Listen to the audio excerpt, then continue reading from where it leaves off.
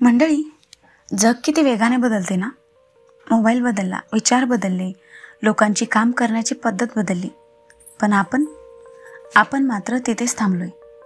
आपल्याला वाटतं अरे मी असाच ठीक आहे, पण खरं सांगू का, आजच्या काळात ठीक आहे म्हणणं म्हणजे आपण स्वतःलाच मागे पाडत चाललोय. त्यामुळे बदल करणं गरजेचं आहे. पण बदल का गरजेचा आहे, तर बदल म्हणजे आपली ओळख गमावणं नाही, तर स्वतःला नव्यानं घडवणं आहे. आपण जेव्हा लहान होतो तेव्हा दररोज काहीतरी नवीन शिकायचो, पडायचो, उठायचो, पुन्हा धावत जायचो. पण मोठे झालो की आपण घाबरायला लागलो. लोक काय म्हणतील, मी नाही करू शकत असं म्हणत आपण स्वतःलाच थांबू लागलो. म्हणून स्वतःला बदलणं गरजेचं आहे. पण स्वतःला बदलायचं कसं? त्यासाठी सगळ्यात पहिलं म्हणजे तुमचे विचार बदला. मी नाही करू शकत हा शब्द आजपासून काढून टाका. त्याऐवजी मी प्रयत्न करणारच असं बोला. दुसरं म्हणजे दररोज स्वतःसाठी 15 मिनिट काढा. कधी पुस्तक वाचा, कधी चालायला जा, तर कधी स्वतःशीच गप्पा मारा. तिसरं, काहीतरी नवीन शिकत राहा सतत. जग थांबत नाही, मग तुम्ही का थांबताय? नवीन गोष्टी शिका, तंत्रज्ञान शिका, आत्मविश्वास वाढवा. अडचणी खूप येतील, पण तुम्ही थांबू नका.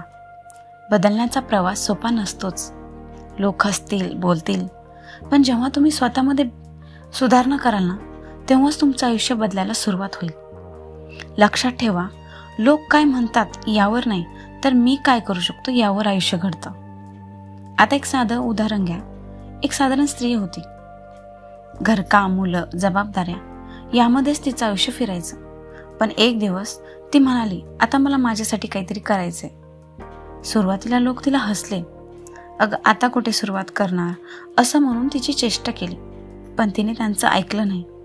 रोज थोडं थोडं शिकत गेली, चुका केल्या, पण पुन्हा उभी राहिली. आणि काही वर्षातच तिने स्वतःचा छोटासा बिझनेस चालू केला. सुरुवात लहान असली तरी मन मोठं ठेवलं की यश आपोआप जवळ येतं.